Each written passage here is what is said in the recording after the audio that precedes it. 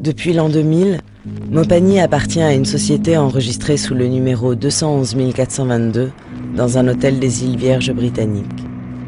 Un paravent qui cache le leader mondial du commerce de matières premières, le Suisse Glencore. Dans le genre, Glencore est ce qu'il y a de pire. Son fondateur, l'américain Mark Rich, a été condamné par la justice de son pays à 325 années de prison. Motif : corruption, évasion fiscale, commerce avec l'ennemi. L'homme a fait ses armes dans les années 70 en violant l'embargo contre l'Afrique du Sud. Grâce à lui, le régime d'apartheid se procurait son pétrole. Admiratif, l'Iran de Khomeini lui a confié l'organisation d'un gigantesque trafic, pétrole contre armes, alors que les ayatollahs détiennent des dizaines de ses compatriotes en otage.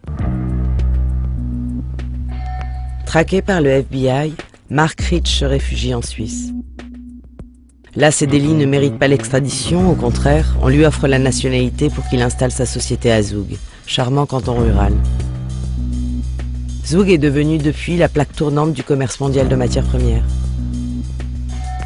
Entre-temps, Mark Rich a été amnistié par Bill Clinton, quelques heures avant la fin de son mandat, après avoir copieusement financé le Parti démocrate américain. En France, on connaît bien Glencore.